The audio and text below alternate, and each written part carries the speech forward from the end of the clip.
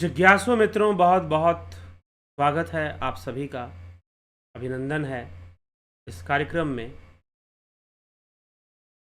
Live चर्चा के इस कार्यक्रम में। थोड़ा विलंब से ही लेकिन हम शुरू कर रहे हैं इस कार्यक्रम को। और आज का जो विषय है बहुत महत्वपूर्ण विषय है कि क्या ध्यान योग करने से काला जादू खत्म हो जाएगा, खत्म होता है। यहाँ पर कहने का तात्पर्य क्या है कि कई लोग ऐसे हैं हमारे देश में या पूरी दुनिया भर में जो कुछ ब्लैक मैजिक पर बिलीव करते हैं कि कोई ब्लैक मैजिक होता है, कोई काला जादू होता है। अब इसे कई नाम दिए गए हैं। इसे ऑकल्ट भी कहा जाता है, इसे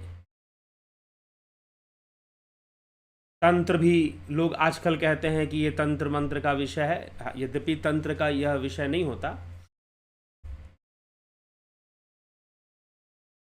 फिर इसे विचक्राफ्ट कहते हैं हम।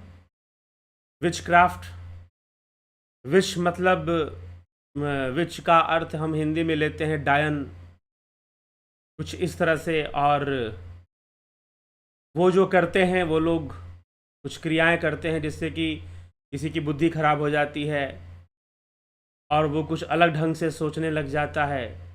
पोजेशंस होते हैं,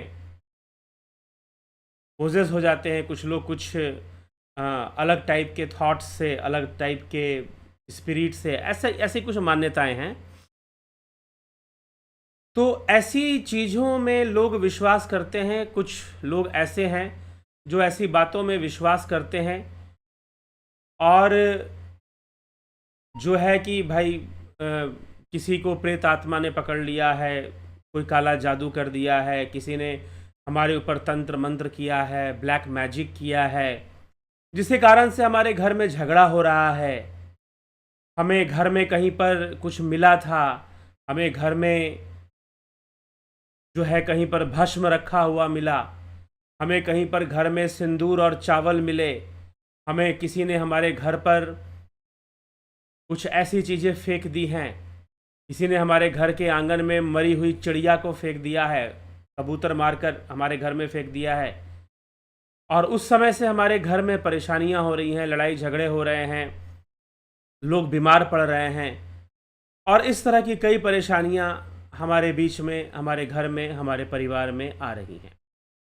तो ऐसी कई समस्याएं, लोग कई बार ऐसे लोग मिलते हैं, फ़ोन भी करते हैं, वो अपनी ऐसी समस्याओं को बतलाते हैं। तो एक प्रश्न ये बनता है कि आप तो ऐसी समस्याओं को दूर करने का कोई उपाय बताया नहीं जा रहा, तो क्या ये ध्यान योग करने से हम ऐसी समस्याओं से मुक्त हो जाएंगे? सबसे पहले हमें इस समस्या को समझना है कि ये समस्या है क्या, जिसे आप ब्लैक मैजिक कहते हो, जिसे आप टोना टोटका कर देना कहते हो, जिसको कई नाम दिए गए हैं। काम में कर्मों में भी ये आता है, उच्चाटन, मारन, वशीकरण, स्तंभन, सम्मोहन, इस तरह की जो क्रियाएं होती हैं। तो इस तरह की क्रियाएं अगर हम मीमांसा के अनुसार इसका अगर हम वर्णन करें तो ऐसे कर्म अगर आप करते हैं तो ऐसे कार्यों को करने के बाद आपको प्रायश्चित करना चाहिए। अगर कोई व्यक्ति ऐसा कार्य करता है, लेकिन आजकल कौन इतना समझता है कि प्रायश्चित करना चाहिए। जल्दबाजी में लोग कुछ इस तरह के टेक्निक्स, कुछ इस तरह के स्किल्स हैं, क्या वो काम करती हैं? जी हाँ, वो काम करती हैं, लेकिन कैसे काम करती हैं आज हम इसको भी समझेंगे। और फिर ध्यान योग जो करेगा तो क्या वो इस तरह की समस्याओं से मुक्त हो सकता है? क्या उसे हेल्प मिल सकता है? क्या उसे सहायता मिल सकती है कि वो उसके ऊपर यह जो ब्लैक मैजिक हुआ है, उसके ऊपर जो वो कह रहे हैं कि तांत्रिक क्रिया की गई है, कुछ तंत्र मंत्र को मिलाकर कुछ क्रिया की गई है, तो किसी ने हमारे घर में कोई जो है एक लिफाफे में कुछ बाल, केस, किसी स्त्री के, किसी औरत के बाल थे, वो हमारे घर में छोड़ गया। तो किसी ने हमारे घर में सिंदूर चावल छोड़ गया, किसी ने कोई शमशान की भस्म छोड़ गया, तो किसी ने कब्रिस्तान की मिट्टी छोड़ दी हमारे घर में। तब से हमारे घर में तबाही मची हुई है, बीमार पड़ रहे हैं लोग और इस तरह की मृत्यु हो रही है लोगों की। कोई पागल हो रहा है और हमेशा टेंशन बना रहता है, हमेशा स्ट्रेस बना रहता है, हमेशा तनाव रहता है। तो दिस टाइप ऑफ प्रॉब्लम्स, और ऐसी बात नहीं है कि ये जो प्रॉब्लम्स हैं, ये जो प्रॉब्लम्स है वो सिर्फ यहीं पर है। आप अगर यूरोप में जाओगे और उनके रूरल एरियाज़ में घूमोगे, लोकल एरियाज़ में, लोकल लोग जो हैं, जो वहाँ के देसी लोग हैं, जो कंट्री साइड लोग हैं, जो देसी लोग हैं, वो जो लोग हैं उनसे आप मिलोगे। आप अमेरिका में भी जाओगे तो वहाँ पर भी लोग कहते हैं थिंग्स, वो कहेंगे कि देयर इज़ एनीथिंग, मतलब किसी घर में अगर भूत प्रेत है तो बोलेंगे कि कोई थिंग है, कोई चीज़ है वहाँ पर, एंटिटी है कोई। अमेरिका में वहाँ पर एंटिटी वर्ड का यूज़ बहुत ज़्यादा करते हैं ऐसी चीज़ों के लिए। देयर इज़ एनी एंटिटी, कोई एंटिटी है जो परेशान कर रही है। जो लोग बिलीव करते हैं, कुछ लोग नहीं कहते हैं कि नहीं साइंस इसको नहीं मानता, science is not a complete thing, बहुत सारी चीज़ें होती हैं। हाँ, अब हम बात करते हैं कि ये जो ब्लैक मैजिक है, ये जो काला जादू है, इसे हम काला जादू क्यों कहते हैं? इसलिए कहते हैं क्योंकि ये हमें दिखाई नहीं देता, डार्कनेस में ये होता है। हमें जो चीज़ें दिखाई नहीं देती, क्योंकि हम अंधेरे में कुछ देख नहीं सकते हैं, तो जो चीज़ें हमें नहीं दिखाई देती हम उसको काला से जोड़ देते हैं, द ब्लैक, एक ब्लैक मैजिक है। तो इस तरह से ऐसा कहा जाता है। इन रियलिटी ये क्या है? इन रियलिटी ये क्या है? तो अगर आप इस ब्लैक मैजिक के सिद्धांत को अच्छे से समझना चाहते हैं तो आपको सबसे पहले समझना पड़ेगा विचारों की शक्ति क्या होती है, जिसको मैंने कई बार पिछले वीडियोस में कई बार बताया कि विचारों की क्या शक्ति होती है। कुछ लोग ऐसी चर्चा करते हैं कि हाउंटेड प्लेसेस होती हैं, तो एक चर्चा होती है कि सुसाइड सेंटर्स भी हुआ करते हैं। क्या ऐसा होता है? तो सबसे पहले आप थॉट्स की पावर को समझो कि विचार क्या चीज़ है, संस्कार क्या चीज़ है। क्या हमारे मन में है विचार? क्या हमारे संस्कार सिर्फ मन में है? क्या निर्जीव वस्तुओं में जो थॉट्स होते हैं ना, वो बहुत ही ज़्यादा कॉन्टेजियस होते हैं? ठीक है, जो थॉट्स होते हैं वो बहुत ज़्यादा कॉन्टेजियस होते हैं। अगर एक आदमी डिप्रेशन में है और उसके साथ कोई दूसरा आदमी बैठता है और वो भले वो दोनों आपस में बातचीत ना करें, फिर भी उसका जो डिप्रेशन है उसके अंदर इंड्यूस हो सकता है। और अगर वो आदमी पॉजिटिव है तो इसके भी पॉजिटिव संस्कार ये डिप्रेशन वाले के अंदर इंड्यूस हो सकते हैं। दोनों ही बातें हो सकती हैं। तो इस तरह से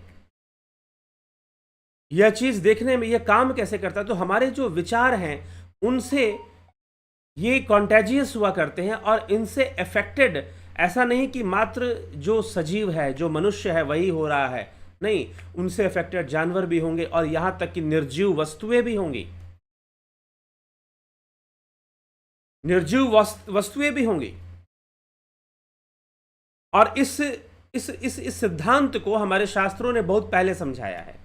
हालांकि एक बुक बाद में छपी थी मॉडर्न एज में, जिसको हाल ही कुछ वर्षों पहले the power of subconscious mind by Joseph Murphy, तो उसने कई ऐसे एक्सपेरिमेंट किए कि जिसमें उसने बताया कि जो भी हम सोचते हैं उसका इम्पैक्ट जो है not only on living beings, जो लिविंग बींग है या ह्यूमन बींग हैं उन्हीं के ऊपर उसका प्रभाव नहीं जाता है, बल्कि जो निर्जीव वस्तुएं हैं जैसे कि वाटर है, जैसे कि प्लांट्स हैं, प्लांट्स भले ही निर्जीव तो वो नहीं हैं, लेकिन वॉल्स हैं, रूम के वॉल है, रूम की वस्तुएं हैं, चीज़ें हैं, और जो कपड़े व्यक्ति पहनता है, और जो कुछ अगर वो कुछ गहने अगर वो पहनता है, जैसे कि अगर वो गैजेट्स भी अगर पहनता है, वॉच पहनता है, उन सब चीज़ों पर भी उसका जो थॉट प्रोसेस है उसका इम्पैक्ट उन सब चीज़ों पर भी जाएगा, उन सब वस्तुओं पर भी जाएगा,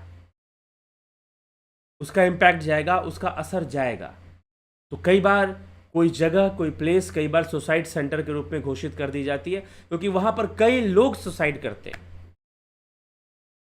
क्यों करते हैं? वो जगह कई बार सुसाइड करने वालों को आकर्षित करती है, या कई बार उस जगह पर अगर कोई रहता है तो उसे भी सुसाइड करने का, आत्महत्या करने का उसका मन करने लग जाता है। तो विचारों का बड़ा ही तीव्र प्रभाव होता है। अब इससे संबंधित एक कथा आती है हमारे ग्रंथों में। सुंद उपसुंद दो राक्षस थे। हालांकि कथा ऐसे नहीं शुरू होती, कथा यूं शुरू होती है कि श्री रामचंद्र जी और लक्ष्मण जी ये कथा आपको रामायण सीरियल में नहीं मिलेगा, लेकिन हमारे पुराणों में, ग्रंथों में है। तो एक बार श्री रामचंद्र जी और लक्ष्मण जी जा रहे थे, वनवास का समय था, और जब वो जा रहे थे, सीता, राम, लक्ष्मण, ये तीनों ही जा रहे थे, और जाते हुए क्या होता है, मार्ग में एक मैदानी इलाका आता है, और मैदानी इलाके पर मिट्टी बहुत अच्छी होती है, और लक्ष्मण सोचते हैं कि यहाँ की मिट्टी बड़ी अच्छी है, ये मिट्टी काम आएगी, ये बड़ी चिकनी मिट्टी है, और ये हमें हमें नहाने धोने, और इस तरह से मिट्टी, यहाँ से मैं मिट्टी ले लेता हूँ। सुगंधित मिट्टी उसे उन्हें लगी, और उन्होंने मिट्टी ले ली, और मिट्टी लेकर वहाँ से वो कहते हैं कि चल पड़े। लेकिन चलने के बाद जब वो मिट्टी अपने कमर में बांध लिया, उन्होंने एक कपड़े में मिट्टी को भरकर अपने कमर में बांध लिया, और कमर में बांध कर जब वो जा रहे थे, तो चलते चलते पीछे चलते थे वो, भगवान राम आगे, बीच में सीता मैया, पीछे से लक्ष्मण जी। तो ऐसे कुछ वो चला करते थे। तो चलते समय लक्ष्मण जी के मन में कुछ थॉट्स आने लगे। क्या थॉट्स आने लगे? कि मैं कहाँ जंगल में भटक रहा हूँ, अरे ये 14 वर्ष का वनवास मुझे तो मिला नहीं था, ये श्री राम भैया को मिला था और मुझे नहीं मिला था। मैं यहाँ क्यों आ गया? अपनी पत्नी को भी छोड़कर मैं यहाँ पे आ गया, जंगल में आ गया। अब मैं भी यहाँ भटकने के लिए विवश हूँ। मैं क्यों कर रहा हूँ ऐसा? अब एक विचार शुरू होता है, अब एक विचार से दूसरे विचार जुड़ने लग जाते हैं, और जुड़ते जुड़ते वो विचार बहुत बड़ा रूप धारण कर लेते हैं। ठीक है, एक थॉट से दूसरे थॉट्स डिराइव होने लग जाते हैं अपने आप। तो अब नेगेटिव थॉट्स आने लगे, मैं जंगल में क्यों भटक रहा हूँ, मैं क्यों इनकी सेवा में यहाँ आ गया, मैं अपना अच्छा से राजपाट भोगता वहाँ पर, और वहाँ पर रहता, और अच्छे से वहाँ पर भरत और शत्रुघ्न तो मौज मस्ती कर रहे होंगे, राज कर रहे होंगे, और मैं यहाँ जंगल में भटके जा रहा हूँ। भला ऐसा क्यों है? मैं क्यों अपना समय बर्बाद कर रहा हूँ? मुझे यहाँ से चले जाना चाहिए, और वहाँ जाकर मुझे राजपाट करना चाहिए। लेकिन वहाँ भी जाकर मुझे राजपाट कौन करने देगा? वहाँ भरत भैया हैं, शत्रुघ्न है, वो मुझे राजपाट कहाँ करने देंगे भला? तो क्यों ना मैं उनका भी वहाँ वध कर दूँ। और वध क्यों करना है? मैं यहाँ पर सब कुछ, यहाँ पर मैं राम जी को मार देता हूँ, वहाँ जाकर दोनों भाइयों को मार दूंगा, और मैं राज करना शुरू कर दूंगा। अनेकों अनर्गल विचार लक्ष्मण के मन में आए जा रहे हैं। अब जब बहुत विचार आते हैं तो व्यक्ति के चेहरे का भाव बदल जाता है। स्वाभाविक है, बहुत नेगेटिव थॉट्स आएंगे तो आपका जो एक्सप्रेशन है उसमें थोड़े से चेंजेस आ जाएंगे। आपके एक्सप्रेशन में आपके चेहरे का भाव बदलना शुरू हो जाएगा। तो जब चेहरे का भाव बदल जाता है तो लक्ष्मण जी के चेहरे का भाव भी बदल जाता है। अब लक्ष्मण जी के चेहरे का भाव बदला हुआ है तो उस समय भगवान राम ने देखा कि भाई ये लक्ष्मण कुछ नकारात्मक बातें सोच रहा है, और श्री रामचंद्र जी ने टोक दिया कि लक्ष्मण क्या सोच रहे हो। अब जैसे ही श्री रामचंद्र जी ने टोका कि लक्ष्मण क्या सोच रहे हो, तो लक्ष्मण जी तुरंत सुने कि भगवान ने कहा कि क्या सोच रहे हो, तो उन्होंने अपने आप से पूछा कि मैं क्या सोच रहा हूं। योग का प्रारंभ कब होता है? जानते हैं योग का प्रारंभ कब होता है? लोग कहते हैं कि ये आसन करो, वो आसन करो, तब योग का प्रारंभ होता है। जी नहीं, योग का प्रारंभ तब शुरू होता है जब आप ये सोचते हो कि आप क्या सोच रहे हो। जब आप ये सोचते हो कि आप क्या सोच रहे हो, आपके मन में ये क्यों विचार आ रहे हैं। आप जब दृष्टा भाव से अपने विचारों को देखना शुरू करते हो तो समझिए कि वहां योग का प्रारंभ हो रहा है, वास्तविक योग शुरू हो रहा है, चित्तवृत्ति निरोध की ओर आप आगे बढ़ रहे हैं। तो लक्ष्मण जी जो बातें सोच रहे थे, श्री रामचंद्र जी ने टोका कि भाई तुम क्या सोच रहे हो, क्यों ऐसे तुम्हारे चेहरे पर इतनी चिंता, इतना रोष, इतनी नकारात्मकता क्यों दिखाई पड़ रही है। जब ये प्रश्न किया तो लक्ष्मण जी ने भी अपने आप से पूछा कि मैं क्या सोच रहा हूं और क्यों सोच रहा हूं।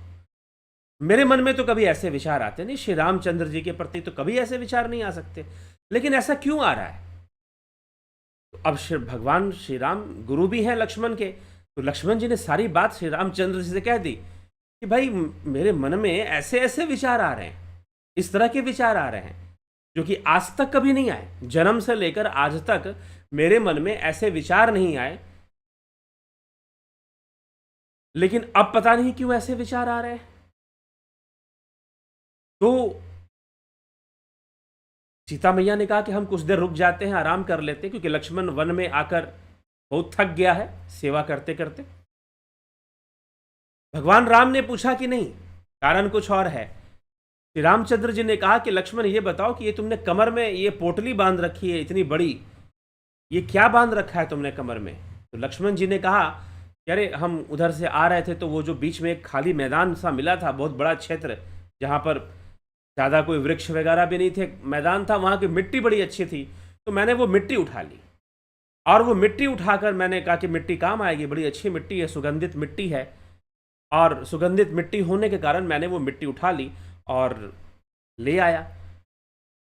तो भगवान राम ने पूछा कि तुमने ये मिट्टी क्यों उठाई, सुगंधित मिट्टी है, तुम जानते हो कि उस मिट्टी में सुगंध क्यों है, क्यों सुगंध है उस मिट्टी में? तो लक्ष्मण जी ने कहा कि नहीं, मैं नहीं जानता उसमें सुगंध क्यों है। तो भगवान रामचंद्र जी ने कहा कि वहां पर एक अप्सरा थी, संभवतः उर्वशी या रंभा कोई अप्सरा थी, जिसने वहां पर नृत्य किया था, इसलिए वहां की मिट्टी बहुत सुगंधित हो गई है उस अप्सरा के प्रभाव से। लेकिन उस अप्सरा ने जिस उद्देश्य से नृत्य किया था, वह उद्देश्य था कि उस जगह पर, उस वन में पहले दो राक्षस रहा करते थे, सुंद और उपसुंद। वो उन दोनों ने बहुत कठोर तपस्या की थी, कठोर तपस्या की थी अमरता को प्राप्त करने के लिए, कि वो अमर हो जाएं और वो स्वर्ग पर भी राज करें। इससे स्वर्ग के जो देवता थे वो बहुत घबरा गए उनकी कठोर तपस्या से, और उन्होंने एक अप्सरा को भेजा कि तुम जाओ, कैसे भी उन्हें लड़वाओ और उन्हें तपस्या से रोको। वो अप्सरा जाती है और उन दोनों को सम्मोहित कर कर उन्हें जो है सम्मोहन करती है, और सम्मोहित कर कर उन्हें लड़वा देती है कि भाई तुम मुझसे विवाह करोगे कि तुम मुझसे विवाह करोगे। दोनों को सम्मोहित कर लेती है और उससे विवाह करने के लिए दोनों आपस में लड़ पड़ते हैं, झगड़ पड़ते हैं, और भूमि के लिए, विजय के लिए, मतलब कि हमारा अधिकार होगा, स्वर्ग जब राज होगा तो मैं तो किसी एक की पत्नी बनूंगी, ऐसा बोलती है वो। जब तुम्हारा स्वर्ग पे राज होगा तो मैं तो किसी एक की पत्नी बनूंगी। तो उस समय कौन राजा होगा तुम ये निश्चित करो पहले, तभी तो मैं तुमसे विवाह करूंगी। तो यह निश्चय युद्ध से होगा। तो दोनों भाइयों ने आपस में युद्ध किया और दोनों ने एक दूसरे की हत्या कर दी, दोनों की उसमें मृत्यु हो गई।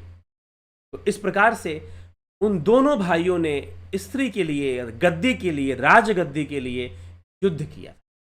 और वो प्रभाव जो है, अगर उसमें अप्सरा का सुगंध भी है, तो उस मिट्टी में उन दोनों असुरों की जो द्वेष थी, जो हिंसात्मक भावना थी, जो द्वेष भावना थी एक दूसरे के प्रति, कि मैं अपने भाई को मारकर मैं राज करूंगा। और जब तुमने ये मिट्टी ली तो तुम्हें भी ये भावनाएं आने लगी। तो ये जो कॉन्सेप्ट जो जोसेफ मुर्फी समझा रहा है, जो आजकल के कुछ नए साइकोलॉजिस्ट समझाते हैं, हमारे शास्त्रों ने बहुत पहले समझा दिया है, बहुत पहले समझा दिया है। अब इसी बात पर आप समझिए कि लगभग इसी कॉन्सेप्ट पर जो ब्लैक मैजिक जिसे हम कहते हैं, तंत्र जिसे हम आजकल कहा करते हैं, विचक्राफ्ट जिसे हम कहा करते हैं, वो चीजें काम करती हैं। इसी कॉन्सेप्ट पे वो चीजें काम करना शुरू कर देती हैं। तो किसी के ऊपर ब्लैक मैजिक कर देना मतलब कोई नेगेटिव एनर्जी को एक कंसंट्रेशन के साथ, एक फोकस के साथ, एक नकारात्मक भावना की स्थापना करना किसी वस्तु में, और उस वस्तु को किसी के घर में छोड़ देना, कुछ क्रियाओं के माध्यम से, कुछ चैंटिंग के माध्यम से नेगेटिविटी को स्टैब्लिश करना, या फिर जहां पर नेगेटिविटी होने की संभावना सबसे अधिक है, जैसे ग्रेवयार्ड हो गया, कब्रिस्तान हो गया, तो वहां से मिट्टी ले आना, शमशान से कुछ ले आना, और उसके माध्यम से उसे अभिमंत्रित करना, उसे कुछ करना, और उसके मंत्रों का प्रयोग करना, और उसके माध्यम से ऐसी भावनाओं को, नकारात्मक भावनाओं को विकसित कर कर किसी के ऊपर छोड़ना, किसी को खाने में मिलाकर देना, किसी को, इस तरह की क्रियाएं जो कि विच क्राफ्ट के अंतर्गत भी आ सकती हैं। और इसमें मारन, उच्चाटन, स्तंभन, सम्मोहन और इस तरह की क्रियाएं, मोहन और वशीकरण, इस तरह की क्रियाएं कही जाती हैं इन सबों को। तो इस तरह के जो कर्म है, निषिद्ध कर्म के अंतर्गत ये सब आते हैं। तो जो निषिद्ध कर्म अगर होगा तो उसका प्रायश्चित होना भी जरूरी होता है, लेकिन अगर कोई नहीं करता है तो उसे अपने कर्मों का फल बड़े ही भयावह रूप में प्राप्त होता है, बड़े भयानक रूप में प्राप्त होता है। मैं ऐसे कई लोगों को, कुछ लोगों को मैं जानता हूँ, कई नहीं, कुछ लोगों से को जानता हूँ जो इन्हीं सब विद्याओं में पारंगत थे, और उनकी बड़ी ही भयानक मृत्यु हुई। बड़ी भयावह मृत्यु मतलब कि वो एक दिन में नहीं मरे, वो 6-6 महीने तक, कभी साल-साल भर तक वो जो है अपने बेड से उठ नहीं पाते थे, और ऐसी स्थितियों में बहुत ही दयनीय स्थिति शरीर की हो गई, तब जाकर उनकी मृत्यु हुई।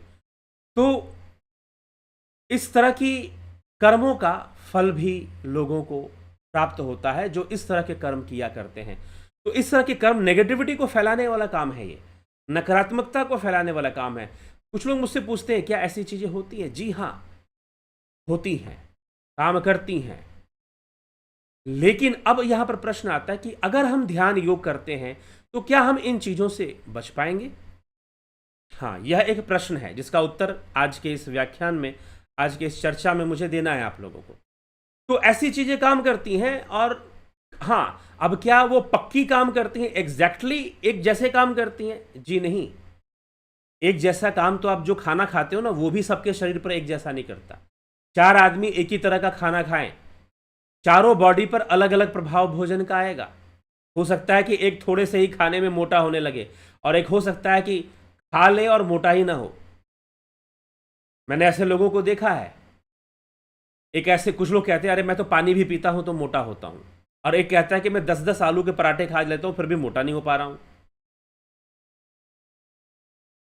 ठीक है, तो ये चीज भी अलग अलग लोगों पर अलग अलग ढंग से ही काम कर रही होती है। ऐसा नहीं कि सबके ऊपर बराबर काम करेगी। और दूसरा सबसे बड़ी चीज है प्रारब्ध। कोई भी चीज प्रारब्ध से बड़ा नहीं हो सकता, कर्म सिद्धांत से बड़ा नहीं हो सकता कोई भी। इसलिए कहा गोस्वामी तुलसीदास जी ने, काहू न को सुख दुख कर दाता, निज कृत कर्म भोग सब भ्राता। कोई किसी को सुख दुख देने वाला नहीं है, बल्कि मनुष्य को अपने कर्मों से ही सब कुछ प्राप्त हो रहा होता है। तो किसी के जीवन में दुख आ जाए, विचक्राफ्ट से आ जाए, या कुछ गलत तरीके से आ जाए, तो इस तरह की क्रियाओं से आ जाए, तो ऐसा नहीं कि बिना प्रारब्ध के आ गया, उसका कोई कर्म नहीं था और किसी ने कर दिया, ऐसा नहीं है। ये भी समझने वाली बात है। तो कर्म तो साथ में रहेगा, लेकिन अब प्रश्न ये उठता है कि अगर ऐसी चीजें होती हैं तो उनके काट के लिए भी तो कर्म किया जा सकता है। उनको हम काट पाएं, उनको हम तोड़ पाएं, उनसे हम अपनी रक्षा कर पाएं, तो उसके लिए भी तो कर्म किया जा सकता है। जी हाँ। अब इसके लिए सबसे पहला कर्म यह होता है कि आप अपने घर में सकारात्मक ऊर्जा को बना के रखें। सकारात्मक ऊर्जा को बना के रखें। सकारात्मक ऊर्जा बनाए रखने के लिए बाहर से जो क्रियाएं हो सकती हैं वो क्रियाएं करनी चाहिए। बाहर से नियमित घर में जो भी आप पूजा करते हैं, या अग्निहोत्र घर में अगर हो सकता है तो जरूर किया करें। छोटा मोटा कुछ भी, दीपक जलाना आदि जो भी आप पूजा करते हैं, औपचारिकता बस ना करें, उसके विज्ञान को समझते हुए करें। शुद्धिकरण करें, वायु शुद्ध रखें घर का। संभवतः जितना संभव हो सके वास्तु को शुद्ध रखें। अब इन सब चीज़ों को आप बाहर से एक मेंटेन कर सकते हैं, लेकिन अगर कोई बहुत बड़ी चीज़ का बहुत तीव्र और बहुत दिनों से अभ्यास किया हुआ कोई नकारात्मक भावना को अगर स्थापित किया जाए, तो भी वो आपको डिस्टर्ब करने की क्षमता रखता है। अब प्रश्न है, दूसरा प्रश्न, कि ठीक है हम सकारात्मक भावनाओं के जब भी हम पकड़ना समझे कि हाँ नेगेटिव एनर्जी काम कर रही है। अब ये पकड़ने की जो क्षमता है, सूक्ष्मता है, जो एक सूक्ष्म भावना है, सूक्ष्म शक्ति है हमारे मन की, वो ध्यान योग से विकसित होती है। आप अपने घर में नेगेटिव एनर्जी को पकड़ पाएं, ये ध्यान योग से विकसित होती है। कोई नेगेटिव एनर्जी हो, चाहे कोई जिसे हम कहते हैं कि जो लोग देह त्याग चुके, जिसको हम प्रेत आत्मा कहते हैं या प्रेत विज्ञान के अंतर्गत हम उसको रखते हैं, तो वो ऐसे कुछ एंटिटी है। अगर है तो एक ध्यान योगी जो थोड़ा परिपक्व हो चुका है, वो ऐसी चीज़ों को जान सकता है, बड़ी आसानी से उनको अनुभव कर सकता है कि हाँ नेगेटिव एनर्जी वाले चीज़ें, शक्तियाँ हमारे आसपास काम कर रही हैं। वो उनको पकड़ सकता है, देख सकता है उनको। ये अब बहुत गहराई ध्यान योग में जाने के बाद आप इन चीज़ों को, मैं अगर इस बात को कह रहा हूँ तो अपने अनुभव से ही कह रहा हूँ, और आप लोगों में से जो लोग यहाँ पर कमेंट करते हैं, उन लोगों में से कई ऐसे लोग हैं जो इस बात को जानते हैं, समझते हैं, और कुछ ऐसी घटनाएं उनके साथ घटी जहाँ पर मैंने ऐसे चीज़ें बताई कि हाँ इस तरह की चीज़ें काम कर रही हैं। तो जो यह चीज़ें हैं। अब ध्यान योग से क्या होता है, जब आप ध्यान योग करना शुरू कर देते हो तो सबसे पहली बात क्या है कि ध्यान योग सबसे पहले किसकी रक्षा करता है, आपकी व्यक्तिगत रक्षा को बढ़ा देता है। हाँ, एक इसमें शर्त है, कंडीशन ये है कि अब आपके ऊपर अगर कुछ ऐसा असर है तो कितना असर है, किस लेवल तक है, ये सब देखना पड़ता है। प्रारंभ में ही आपके अंदर कोई शक्ति विकसित हो जाएगी ऐसा नहीं है। ध्यान योग का आप कोर्स करेंगे, ध्यान योग का आप अभ्यास करेंगे, इन सब ये सारे फैक्टर्स काम करेंगे कि आपकी पिछले जन्मों की साधना संपत्ति कितनी है। अगर अच्छी साधना संपत्ति है तो वो आप बहुत जल्दी विकसित हो जाएंगे, और जब आप विकसित होंगे तो ध्यान योग क्या करता है, आपकी चेतना शक्ति का विकास करता है। ध्यान योग आपको इवॉल्व करता है, आपकी कॉन्शियसनेस को इवॉल्व करवा देता है, विकसित कर देता है। तो आपका जो अपना ऑरा है वो बहुत स्ट्रांग होने लग जाता है। और जो अच्छे से 6 महीना साल भर अगर ध्यान योग पर ध्यान दे और अच्छे से प्रैक्टिस कर ले, अभ्यास कर ले, तो उनको कभी भी ऐसी चीजें परेशान नहीं कर सकती। उनको कभी भी ऐसी चीजें परेशान नहीं कर सकती हैं। उल्टा, जो एक अच्छा ध्यान योगी है, जिसने अपनी चेतना को विकसित किया है, वर्षों से अच्छी साधनाएं की हैं जिसने, वो ध्यान योगी अगर कहीं चला जाए तो वहां से अपने आप नेगेटिविटी दूर हो जाती है। या कोई वहां पर एंटिटी है, या फिर वहां पर नेगेटिव एनर्जी है, चाहे वो ब्लैक मैजिक से आया हो, विच क्राफ्ट से आया हो, या कुछ इस तरह की चीज़ों से आया हो जिसको आप टोना टोटका, जादू टोना, ब्लैक मैजिक, इस तरह की बातों शब्दों का आप प्रयोग करते हैं। नेगेटिव एनर्जी है, वो नेगेटिविटी है जो कि नेगेटिव थॉट्स क्रिएट करेगी आपके अंदर। हो सकता है आपके अंदर सुसाइडल थॉट्स क्रिएट करे, हो सकता है घर में आपस के मेंबर में लड़ाई झगड़ा, टेंशन, स्ट्रेस क्रिएट करवा दे, और बहुत तरह की चीज़ें हो सकती हैं। ठीक है, तो ये ऐसी चीजें काम जो कर रही है नेगेटिविटी, वो उसको डाउन करना और उसको मार्क करना, मतलब उसको आइडेंटिफाई करना, उसको पहचानना एक ध्यान योगी के लिए बहुत सरल हो जाता है। ये मैं पर्सनल एक्सपीरियंस से आपको बता रहा हूं। ठीक है, एक ध्यान योगी के लिए बहुत सरल हो जाता है, और मेरे इस एक्सपीरियंस का लाभ कई लोगों ने जो कमेंट करते हैं यहां पर, उनमें से कुछ लोगों ने उठाया भी है। तो ये जब आपका ध्यान योग विकसित होगा तो आप अपने आप आपके चारों तरफ एक सर्कल डेवलप हो जाता है जो आपकी रक्षा करता है। किससे? नेगेटिव एनर्जी से। और उस सर्कल में अगर नेगेटिविटी एंटर करेगी, आप तुरंत पकड़ लोगे कि नेगेटिविटी हैज एंटर्ड, कि नेगेटिव एनर्जी ने एंटर किया है। आपको तुरंत पकड़ में आ जाएगा। और खासकर जिस समय आप ध्यान कर रहे हैं या जिस समय आप सोने जा रहे हैं, उस टाइम पर बहुत जल्दी पकड़ में आता है कि हाँ, नेगेटिविटी ने एंट्री मारी है। चाहे वो कोई एंटिटी हो, एंटिटी मतलब जो हम आफ्टर डेथ जो चीज़ें रहती हैं उसके लिए हम कहते हैं, तो एंटिटी हो या फिर कोई नेगेटिव एनर्जी हो, थॉट्स हो, वाइब्रेशंस हो नेगेटिव, बहुत ज़्यादा ऐसे वाइब्स हो जो बहुत नेगेटिव हैं, क्योंकि वाइब्स जो होते हैं, साइकोलॉजी जो होती है वो कॉन्टेजियस होती है। ठीक है, तो वो जो चीज़ें हैं अगर आपके ऑरा में आते हैं, अगर आपको टच करते हैं, आपको पता चल जाएगा और आप अपने आप को सेफ कर लोगे कि मुझे इस चीज़ से सेफ होना है, मुझे इस चीज़ से बचना है। आप अपने आप को बचा लोगे अगर आप एक अच्छे ध्यान योगी हो तो ध्यान योग से इस समस्या का संपूर्ण समाधान है। नहीं तो दूसरा समाधान लोग क्या करते हैं कि एक तरफ से कुछ किया गया है, आप कुछ और करवाते हो, आप स्तंभन क्रिया करवाओगे, आप कोई कवच बनवाओगे, कोई रक्षा बनवाओगे, कोई पहनोगे कि हम ये पहन लेते हैं, हम वो पहन लेते हैं। तो ये जो चीज है, ये जो शक्ति आपको मिल रही है, आपकी अपनी शक्ति नहीं है और वो सीमित है। धीरे धीरे कोई भी ताबीज ऐसे लोग पहनते हैं, धारण करते हैं, उसकी शक्ति धीरे धीरे धीरे धीरे बहुत उम्र बीतने पर वो डाउन होने लग जाती है। लेकिन जो ध्यान योग से जो आपकी चेतना का विकास हो रहा है, वह जो है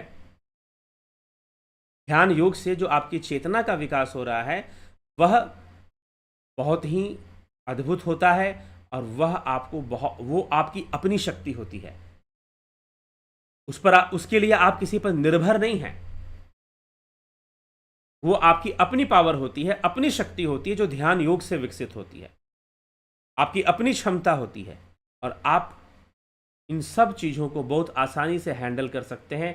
यहां तक कि अगर आप एक अच्छा ध्यान योगी बन जाते हैं तो आप दूसरों की जो इन सब चीज़ों से पीड़ित होते हैं उनकी सहायता भी कर सकते हैं, उनकी हीलिंग भी कर सकते हैं आप। जो इन सब चीज़ों से पीड़ित हैं, और अपनी रक्षा भी कर सकते हैं कि उनकी नेगेटिविटी हमारे अंदर ना आए हीलिंग करते समय। एक उनकी सहायता भी कर सकते हैं। तो इस तरह से ध्यान योग की शक्ति काम कर रही होती है। ध्यान योग की शक्ति काम कर रही है। तो ध्यान योग क्या इन सब समस्याओं से निपटने में, इन सब समस्याओं से निजात पाने में हमारी सहायता करता है? तो बिल्कुल करता है। लेकिन अब आपके ऊपर अगर किसी तरह का पोजेशन हुआ है, या आपके ऊपर किसी तरह का तंत्र हुआ है, जिसे हम कहते हैं उच्चाटन मारन, कुछ ऐसी कोई क्रिया हुई है, तो उसका लेवल क्या है वो भी देखना पड़ता है। कई बार उसका लेवल बहुत ज़्यादा हाई होता है, तो ध्यान योग का प्रारंभ करने में हमें मुश्किल होती है। तब उनको हम कुछ और चीज़ें बताते हैं, पहले आप ये करिए और ये धीरे धीरे शांत होगी ये चीज़, तो फिर आप ध्यान योग शुरू कीजिएगा। लेकिन अगर वो इतनी हावी नहीं है, बहुत कम लेवल पर है, तो बहुत अच्छे से आप ध्यान योग का अभ्यास कर सकते हैं।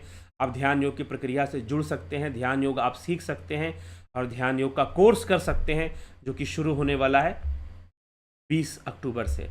और जो इसका अभ्यास, सतत अभ्यास करते हैं, उन्हें बहुत लाभ मिलता है, और वो इस नेगेटिव ऊर्जा को कंट्रोल करने में उनके अंदर एक शक्ति का विकास हो जाता है, एक ताकत आ जाती है अपने अंदर। उनकी चेतना की शक्ति है जो नकारात्मक एनर्जी को कंट्रोल कर सकती है।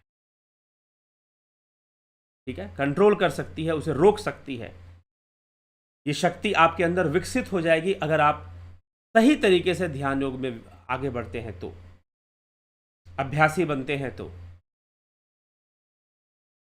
ठीक है, आपके अंदर ऐसे पावर्स आने शुरू हो जाएंगे। तो ये ध्यान योग का विषय है। तो आपकी डेवलपमेंट को कर देता है, आपकी कॉन्शियसनेस, आपकी चेतना को विकसित कर देता है, आपके कंसंट्रेशन को विकसित कर देता है। आपका जो माइंड है वो बहुत ही सटल लेवल पर चीजों को एक्सपीरियंस करना शुरू कर देता है। ठीक है, तो नेगेटिविटी को पकड़ना कोई बहुत बड़ी बात नहीं रह जाती है। तो हमें इस ध्यान योग का लाभ उठाना है। आप करना चाहते हैं ध्यान योग का अभ्यास, तो ध्यान योग निश्चय ही एक कोई, जो लोग करते हैं, पहले लोग सोचते हैं कि अरे ऐसे ही चलो ठीक है, थोड़ा बहुत हम भी सीख लेते हैं, ये ध्यान व्यान सिखाएंगे। लेकिन जब पूरा कोर्स करते हैं तो उनको लगता है कि जो हमें मिला है वो साधारण नहीं है, हमें असाधारण चीज मिली है। और अगर आप उसका अभ्यास करते हैं तो आप बहुत ही लाभान्वित होते हैं। आप खुद अपने मन को शांत करना, चित्तवृत्तियों पर नियंत्रण, चित्तवृत्तियों का निरोध, ये सब तो लाभ आपको मिलता ही मिलता है। इसके अलावा भी बहुत सारे लाभ आपको सांसारिक रूप से, आध्यात्मिक रूप से अनेकों लाभ प्राप्त होने शुरू हो जाते हैं। तो ये ध्यान योग का कोर्स आप 20 अक्टूबर से शुरू होगा, जिसे आप कर सकते हैं। और साथ ही प्राकृतिक चिकित्सा का कोर्स, यह भी बहुत सहायक होता है इन सब चीज़ों से निदान में। और दर्शन का course, world philosophy, Indian philosophy के जो कॉन्सेप्ट्स हैं वो इसमें दिए गए हैं। योगा टीचर का कोर्स, वह कल से हम इसकी क्लासेस शुरू कर रहे हैं। तो अभी इंट्रोडक्टरी क्लासेस चलेंगी कुछ, तो अभी भी आप ज्वाइन करना चाहते हैं इस योगा शिक्षक कोर्स को, तो यह YCB सर्टिफिकेशन के लिए ये कोर्स कराया जाता है, पढ़ाया जाता है। आप इसकी पढ़ाई करना चाहते हैं तो अभी भी आप कर सकते हैं। ठीक है, तो ज्वाइन, इसको भी जुड़ने का अभी भी मार्ग खुला हुआ है। भले ये कल से शुरू हो जाएगा 11 अक्टूबर से, लेकिन फिर भी रास्ता आपके लिए खुला हुआ है कि आप इसको ज्वाइन कर सकते हैं। तो चलिए, और कुछ लोग कह रहे थे कि हम इस योगा टीचर कोर्स को हम जानना चाहते हैं, तो आप फ्री में भी ज्वाइन कर सकते हैं। कुछ क्लासेस, स्टार्टिंग की 3 क्लासेस जो है वो हम आपको फ्री में देंगे, उसके बाद आपको फ्री में क्लासेस नहीं मिलेगी। ठीक है, तो स्टार्टिंग की 3 क्लासेस आपको फ्री में दे दी जाएगी, ताकि आपको पता चले कि यह कोर्स किस तरह से चलने वाला है, कैसे आगे बढ़ने वाला है, आपको उसका आइडिया लग जाए। और अब सीधी सी बात है, यह कोर्स है सिलेबस बेस्ड है, और इसका सिलेबस पर आधारित ही इसकी पढ़ाई होगी, ना कि कोई इसका निर्माण, खुद सिलेबस का निर्माण बोर्ड करता है, योगा सर्टिफिकेशन बोर्ड करता है, जो भारत सरकार के, केंद्र सरकार के द्वारा बनाया गया बोर्ड है। तो उसके द्वारा यह होता है, और इसकी सिलेबस पर जो पढ़ाई है, एक तरह से कोचिंग आप कह लीजिए, तो जो कोचिंग है, जो पढ़ाई है, वो करवाई जाती है, उसको हम करवाएंगे। ठीक है, तो आपने करना है तो आप इसको कर सकते हैं। तो चलिए, तो अभी हम आगे बढ़ते हैं, आपके कमेंट्स को भी देख लेते हैं, कौन क्या प्रश्न करता है, कमेंट करता है। नरेंद्र माकुड़े जी, बहुत अभिनंदन है आपका। नवज्योति नाथ जी अभिनंदन। योगेश खैरनर जी, व्यास सिंह जी, संतोष कुमार, शिव शक्ति, ईशा की पोस्ट, प्रकाश शर्मा जी, शेखर शर्मा जी, तीरथ दास साहू, गोविंद प्रसाद नीमा, पलकधारी राजभर, व्यास सिंह, रतन सिंह, मनोज साई जी, कमलेश खैरनर जी, श्वेता राय सिन्हा जी, विनोद के सूद, योगेंद्र पंडित, माधुरी कोल्हे, रामविलास जी, विनोद कुमार शर्मा, अमन कक्कर, हीरा लाल यादव, गुमाना राम चौहान जी। ध्यान करने के समय ना विचार या गर्म क्यों होते हैं? नाभि चक्र गर्म क्यों होता है? नहीं, ऐसा नहीं कि ध्यान करते समय नाभि चक्र गर्म होगा, कुछ ना कुछ समस्या है इसलिए नाभि चक्र गर्म हो रहा है। दयानंद जी, पावन आखर लोक तर सब कुछ इन्हीं माही, ये आखर खिर जाएंगे वो आखर इन। ठीक है जी। राजू पाल जी, घनश्याम सरोदे, रूपलाल विश्वकर्मा, जलाराम रायका, सविता नायक जी, भरत छबलानी जी। ध्यान करने से सारे प्रॉब्लम खत्म हो जाएगा धीरे धीरे। जब आप मोक्ष को ही प्राप्त कर लोगे, समाधि में ही लीन हो जाओगे, ध्यान से आगे बढ़कर समाधि में लीन हो जाओगे, तो वहाँ कोई प्रॉब्लम रहेगी नहीं। ठीक है, ऐसा नहीं कि आप आज कोर्स करोगे और आपकी सारी प्रॉब्लम खत्म हो जाएगी। ध्यान से नहीं होती, समाधि से होती है। ध्यान के आगे बढ़ना पड़ता है। नूतन भट्ट, कन्हई कुमार, किशोर वैद्य, गंभीर Shah ji, new fashion designer, sir जी, नरसाराम जी, दिनेश भाई डाबी जी, न्यू फैशन, चैतन्य गुरु, गोरक्षनाथ जी, नाथाय नमः, नाथाय नमः। ज़्यादातर ग्रह दोष के बुरे समय पर ही गलत तंत्र का असर होता है। हाँ ठीक है, वो भी एक संकेत है, कारण है, कह सकते हैं, लेकिन कुल मिलाकर है तो प्रारब्ध। प्रारब्ध बुरा रहने से बुरा समय आता है ग्रह दशा के रूप में, और तंत्र भी असर करता है। जी हाँ, होता है ये सब। ब्लैक मैजिक वाले वशीकरण और सिद्धि वाले वशीकरण में क्या अंतर है? सिद्धि वाले, कौन सा सिद्धि? ब्लैक मैजिक वाला वशीकरण, नेगेटिव एनर्जी वहाँ पर इन्वॉल्व होती है। ठीक है, और ऐसा कोई वशीकरण जो सिद्ध पुरुष है, जो योग हैं, जो योगी हैं, वो किसी का वशीकरण वगैरह नहीं करते। हाँ, लोग अपने आप ही जो जिज्ञासु होते हैं, अपने आप ही उनके वश में होना शुरू हो जाते हैं, या उनका कोई बहुत ही पुराना संबंध होता है, पिछले जन्मों का संबंध होता है, तो फिर वो उनके वश में आना या उनके नज़दीक आना शुरू हो जाते हैं। जो सिद्ध योगी हैं वो इस तरह के वशीकरण की क्रियाएं वो नहीं करते, उनको कोई आवश्यकता भी नहीं है करने की। ठीक है,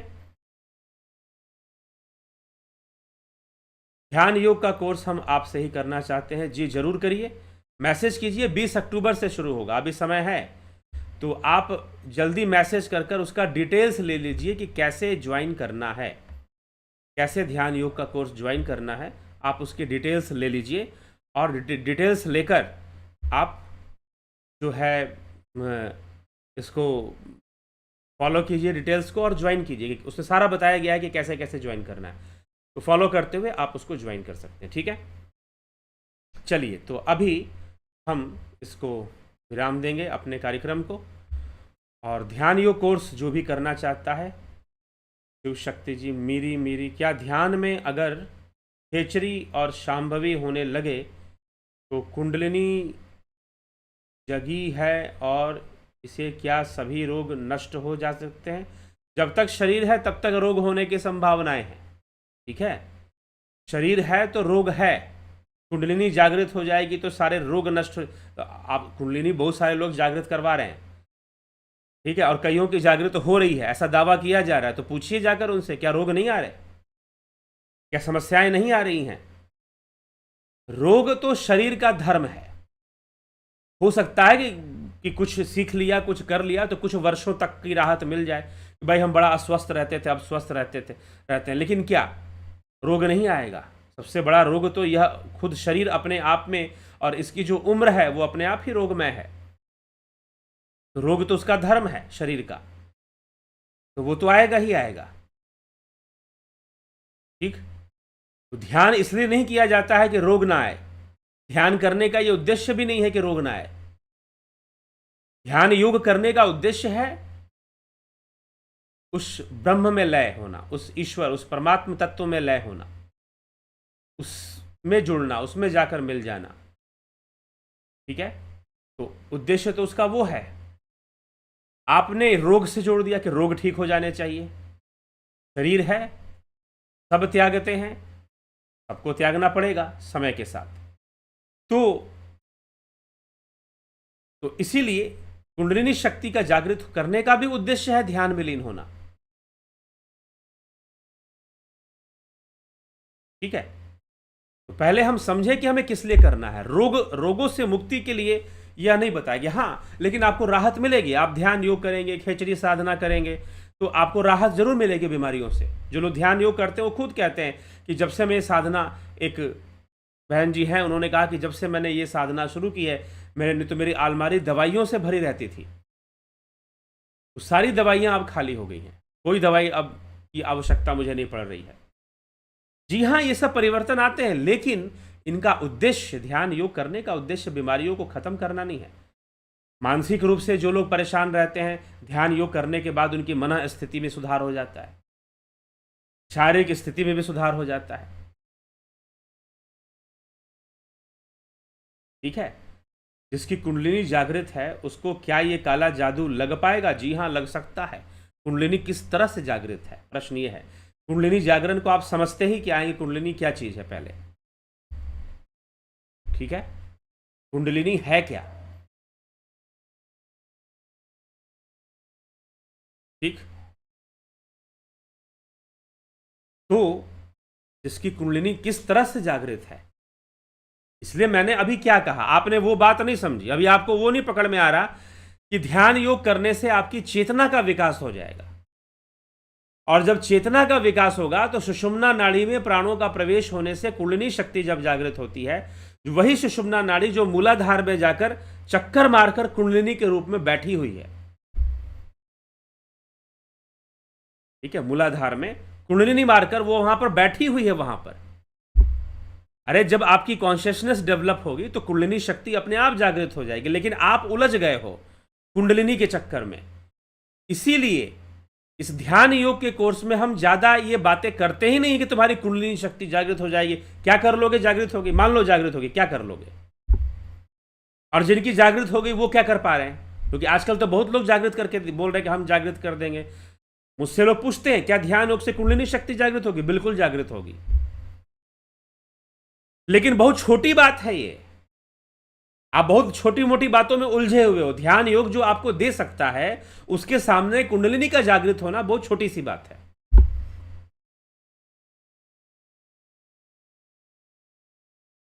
ठीक है। यह हमें समझना चाहिए। तो जिनकी कुंडलिनी, अब बात यह नहीं है कि कुंडलिनी जागृत हो गई, जो कह रहा है कि जिसकी कुंडलिनी जागृत हो गई। आजकल क्या है कि कुंडलिनी जागृत करने का मार्केटिंग चलता है। आप चले गए अपनी कुंडलिनी जागृत करने के लिए, तो गुरु जी हैं वो आपकी कुंडलिनी शक्ति जागृत कर लेंगे, लेकिन आपको कितना ज्ञान है इस कुंडलिनी शक्ति के बारे में? आप जानते कितना है? अभी कोई पूछ रहा था कि मेरी नाभि में गर्म हो जाता है। भैया ये चक्रों का ही समस्या है। मैं ध्यान, एक महाशय मिले कि जब मैं ध्यान करती हूँ मेरे गर्दन में पीड़ा होती है, बहुत तेज पीड़ा होती है। डॉक्टर को दिखाती हूँ, डॉक्टर बोलते हैं सब नॉर्मल है, लेकिन मुझे तेज पीड़ा होती है। क्या है ये जबरदस्ती कुंडलिनी शक्ति जागृत करने के चक्कर में लोग अपना नुकसान करते हैं। जबरदस्ती कुंडलिनी शक्ति को जागृत करने में लोग अपना भयावह रूप से नुकसान करना, क्योंकि एनर्जी के फ्लो कैसे हो रहा है आपको पता ही नहीं है। चक्रों के बीच में ऊर्जा का प्रवाह हो रहा है, कैसे हो रहा है आपको यह पता ही नहीं है। कहां कहां ऊर्जा कैसे कैसे डिस्टर्ब हो सकती है आपको इसका नॉलेज नहीं है, आप नहीं जानते हैं। और सूक्ष्म एनर्जी को समझना या उसका अनुभव करना भी आपके वश का नहीं है, और आप चले जाते हैं कुंडलिनी शक्ति जागृत करवाने के लिए।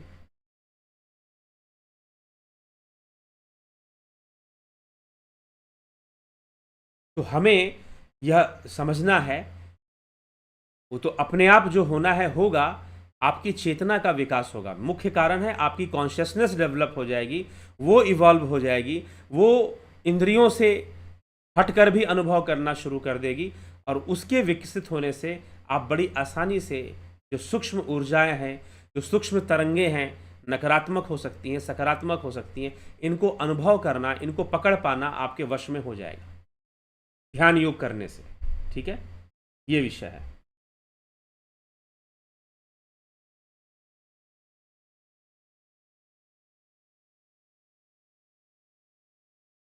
ठीक, अनाहत नाद को कैसे पकड़े? अभ्यास, अभ्यास ही एक माध्यम है। अभ्यास वैराग्याभ्याम तन्निरोधा, दूसरा कौन सा तरीका है? अभ्यास। ध्यान योग सीखिए और अभ्यास कीजिए।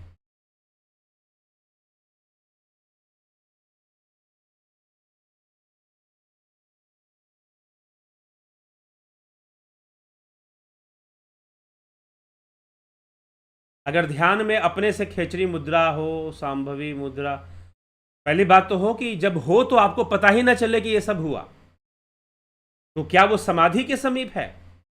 अगर जब हो तो आपको ना पता चले कि हुआ, अगर आपको पता चल रहा है कि हुआ, तो आप समाधि के समीप नहीं है। ठीक है, क्योंकि ये पता चलना भी तो वृत्ति है कि ये हुआ। तो अगर आपको पता चल रहा है कि मेरी खेचरी अपने आप लग गई, मेरी सांभवी अपने आप लग जाती है, अगर आपको पता चल रहा है, तो इसका मतलब आप समाधि के नजदीक नहीं हैं। एक बात पकड़ लीजिए कि योगस चित्त वृत्ति निरोधा, जिस दिन ये महर्षि पतंजलि का लिखा हुआ एक वाक्य सही से समझ में आ जाएगा, अपने आप ये सब अंधेरे में तीर मारना बंद हो जाएगा कि मैं समाधि के समीप पहुंच गया। क्या अब ये गुरुजी लोग बहुत भरमा देते हैं, अपने शिष्यों को बोल देंगे, अरे बेटा तू तो समाधि को प्राप्त कर गया, तू तो महान योगी बन गया। अब उसको लगता है कि भाई हमारे यहां पर तो ऐसे कह दिया गया कि हम समाधि को प्राप्त कर चुके हैं। तो जब तक वृत्तियां किसी भी रूप में हो, वृत्ति तो है ना, तो आप, इसीलिए ये सब प्रश्न जो हैं ये तब पूछे जाते हैं जब हमें योग सिद्धांत का सही सही ज्ञान नहीं होता कि वास्तव में योग सिद्धांत क्या कह रहा है। अगर हमें योग सिद्धांत सही से समझ में आ जाएगा तो हम ऐसे प्रश्न नहीं करेंगे कि हमारी सांभवी लग जाती है तो खेचरी लग जाए। आपने रट लिए हैं शब्दों को। कई योगी ऐसे हुए जिनको यह पता भी नहीं था कि इसको सांभवी बोलते हैं, और उन्होंने समाधि तक पहुंची सिद्धियों को प्राप्त की। ये तो किताबों में लिखा है कि ऐसी अवस्था बनने से इसको सांभवी बोलेंगे, और हमने रट लिया है। कई योगियों को तो खुद मैं ही पहले जब ध्यान सीखा था तो बहुत शास्त्रों का अध्ययन नहीं किया था, मुझे ही नहीं पता था कि इस अवस्था को सांभवी कहते हैं। तो ये रट्टा लगाना बंद कीजिए। जब तक आप इन अवस्थाओं के चक्कर में पड़े हुए हैं तब तक आप समाधि से बहुत बहुत बहुत दूर हैं। जो होता है उसे होने दीजिए, और आपको पता भी ना चले कि ये हुआ था, तो समझिए कि आप समाधि के नजदीक जा रहे हैं। मैं आपके प्रति बहुत आभार हूं। मेरा आपसे 4 साल पहले बात हुआ होगा जी। आपने बहुत अच्छा गाइड किया था। ठीक है जी, चेतना को ही ऊपर ले जाना है और स्वयं को जानना है। जी हाँ, तो अवश्य आप ध्यान योग का कोर्स करके इससे लाभान्वित होइए, और संपर्क कर लीजिए इस नंबर पर, व्हाट्सएप नंबर पर।